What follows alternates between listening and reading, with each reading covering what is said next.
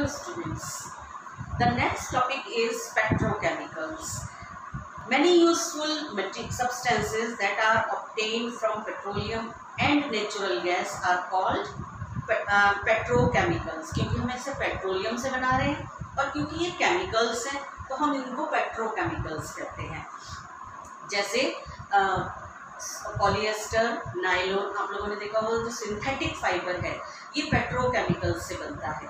और ये पेट्रोकेमिकल जो हम बनाते हैं ये ज़्यादातर हम वेस्ट मटेरियल से बनाते हैं। हम कोई भी यूजफुल मटेरियल पेट्रोलियम का यूज़ नहीं करते, हम वेस्ट मटेरियल से बनाते हैं।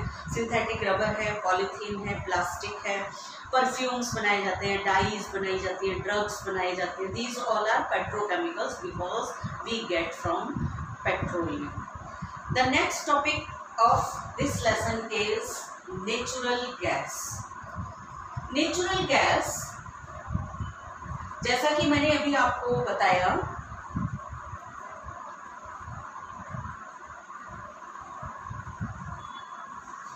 नेचुरल गैस भी हमें पेट्रोलियम के साथ ही मिलती है, तो पेट्रोलियम के ऊपर इसका कवर रहता है।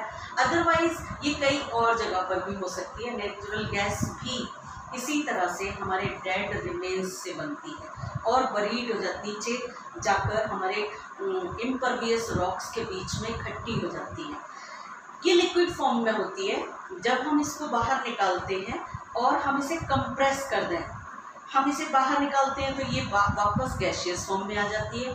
फिर इसे दोबारा से हम इसे प्रेस कर दें तो ये फिर से लिक्विड में चेंज हो जाती है and then it is called CNG, compressed natural gas, CNG। अब ये CNG जो है कंप्रेस्ड नेचुरल गैस, ये बहुत ज़्यादा यूज़फुल है। हम इसे कुकिंग के लिए भी यूज़ कर सकते हैं, हम इसे व्हीकल फ्यूल के लिए भी यूज़ कर सकते हैं, हम इससे मशीन्स भी चला सकते हैं, हम इससे पावर भी जनरेट कर सकते हैं, इंडस्ट्रीज़ में यूज़ कर सकते हैं। पाइपलाइंस के थ्रू हम इसे एक जगह से दूसरी जगह तक भेज सकते हैं। मेनली ये जो बनी होती है ये मीथेन से बनी होती है। Methane that has only one carbon. Some part of it has butane and propane also. इसके अंदर मीथेन के साथ साथ ब्यूटेन और प्रोपेन भी होती है, लेकिन बहुत कम क्वांटिटी में। मैक्सिमम ये मीथेन होती है।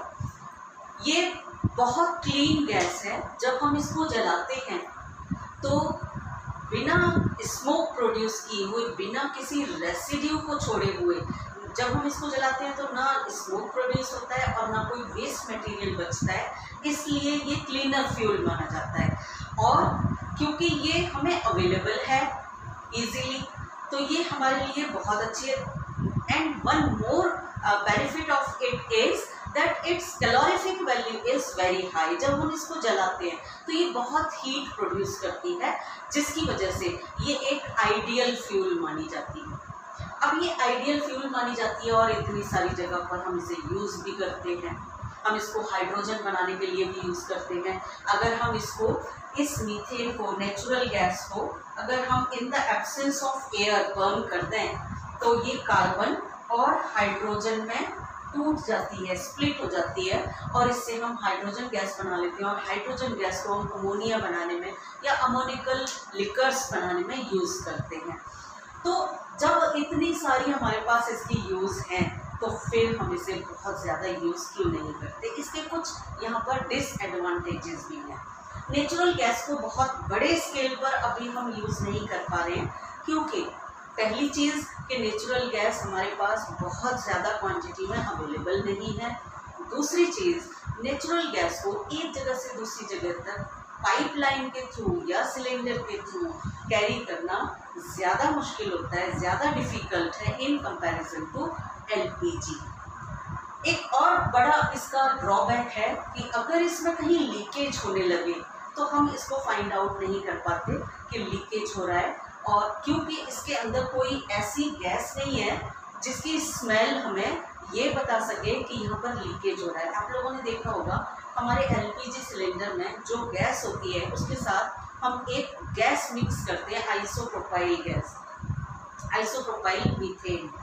इस आइसोप्रोपाइल मीथेन से क्या होता है, उसके अंदर एक गंदी स्मेल आने लगती है। तो जब भी उसकी कहीं लीकेज होती है, आपने देखा होगा अगर कहीं सिलेंडर से गैस लीक हो रही है तो आप फ़ौरन से फाइंड आउट कर लेते हैं कि सिलेंडर से गैस लीक हो रही है कहीं। क्यों? क्योंकि उसके अंदर हमने एक ऐसी गैस मिक्स की हुई है। सीएनजी की लीकेज को हम नहीं बता पाते, हम फाइंड आउट नहीं कर पाते, इसलिए हम बहुत बड़े स्केल पर अभी भी सीएनजी को यूज़ नहीं कर पा रहे हैं। हालांकि ये बहुत अच्छा फ्यूल है, क्लीनर फ्यूल है, हमें बहुत ज़्यादा हाई क्वांटिटी में हीट प्रोड्यूस करके देता है, लेकिन फिर भी क्योंकि इसकी अवेलेबिलिटी कम है और इसकी लीकेज का हम पता नहीं लगा पाते, so we are not using CNG और natural gas on a large scale.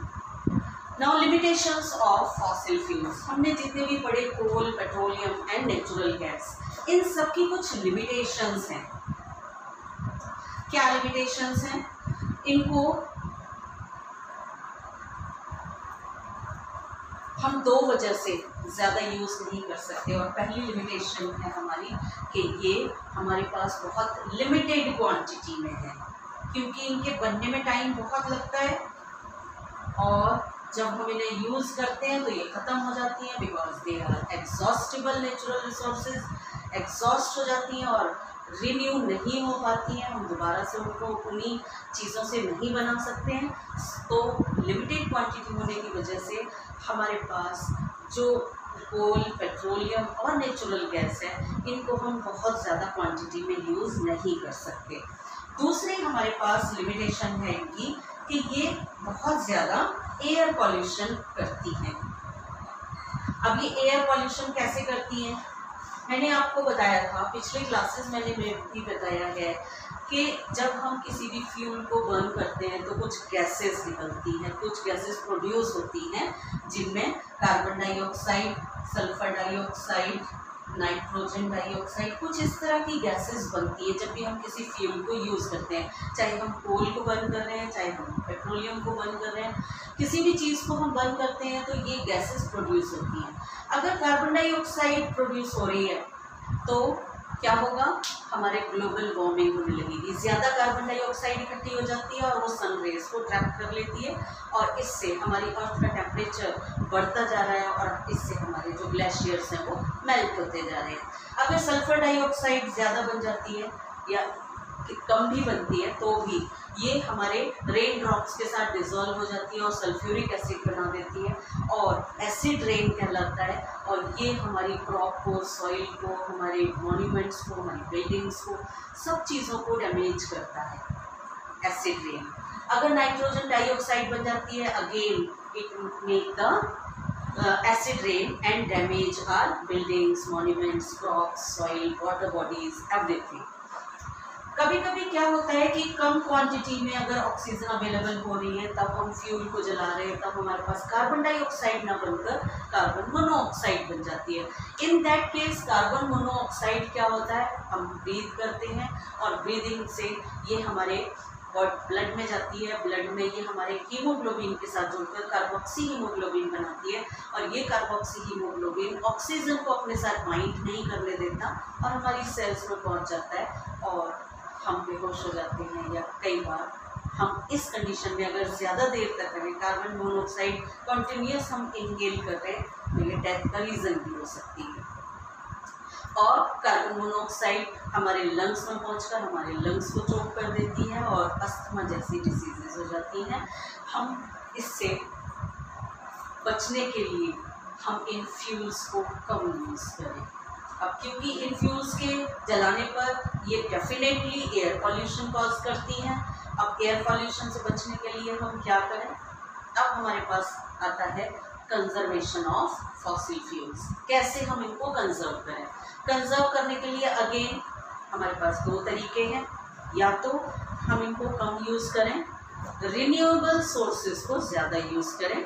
Renewable sources जो हमारे पास हैं एनर्जी के, जैसे हाइड्रो एनर्जी है, सोलर एनर्जी है, विंड एनर्जी है, अगर हम उनको यूज़ करें in place of these fuels, fossil fuels, तब हम अपने एनवायरनमेंट को बचा सकते हैं और फ्यूल को भी कंजर्व कर सकते हैं। दोनों काम कर रहे हैं, हम फ्यूल को भी कंजर्व कर रहे हैं क्योंकि इसके बनने में मिलियंस ऑफ ईयर्स लगते हैं। जिस रेट पे हम आज यूज़ इनको कर रहे हैं, अगर हम इसी तरह इनको यूज़ करते रहें तो बहुत जल्दी वो टाइम आ जाएगा जब ये फॉसिल फ्यूल्स हमारे पास नहीं होंगे। आपने देखा होगा day by day, month by month इनके प्राइसेस हाइक होते जा रहे हैं। हर बार हम क्या न्यूज़ में सुनते हैं, न्यूज़पेपर में पढ़ते हैं कि पेट्रोल का, डीजल का प्राइस हाई हो गया। प्राइस हाई होने का मतलब क्या है कि इनकी अवेलेबिलिटी हमें कम होती जा रही है, कम होती जाएगी।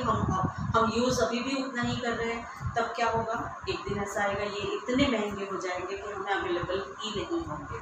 और तब उस कंडीशन में अगर हम रिन्यूएबल यूज़ करेंगे, उससे अच्छा है, बेटर कंडीशन है कि हम अभी से थोड़ा सा इन सब की तरफ ध्यान दें, हम और एनर्जी की तरफ थोड़ा फोकस करें। हमें एक PCRA, हमारे इंडिया में petroleum conservation research association, petroleum conservation research association हमारी एक संस्था है, हमारी एक ऑर्गेनाइजेशन है इंडिया की, PCRA। वो हमें कुछ रूल्स बताती है जो हमें फॉलो करने चाहिए। अगर हम थोड़े से अवेयर हैं, अगर हम अच्छे सिटीज़न हैं, तो हमें PCRA के बताए हुए रूल्स को फॉलो करना चाहिए। क्या बताते हैं PCRA कि अगर हम चल रहे हैं, किसी व्हीकल को हम चला रहे हैं, तो हमें उस व्हीकल को मॉडरेट स्पीड पर चलाना चाहिए। बार बार हम उसे तेज़ करते हैं, एक्सीलरेटर घुमाते हैं, या बार बार उसको स्लो करते हैं, ब्रेक लगाते हैं, तो उसमें हमारा फ्यूल ज़्यादा यूज़ होता है। अगर हम किसी रेड लाइट पर खड़े हैं या किसी का वेट कर रहे हैं, तो हमें ऐसी कंडीशन में इंजन को बंद कर देना चाहिए। एंड थर्ड थिंग, हमेशा अपने इंजन की, हम जो भी व्हीकल यूज़ कर रहे हैं उसके इंजन की जो सर्विस है उसे कराते रहना चाहिए, जिससे हमारा इंजन कम फ्यूल यूज़ करे।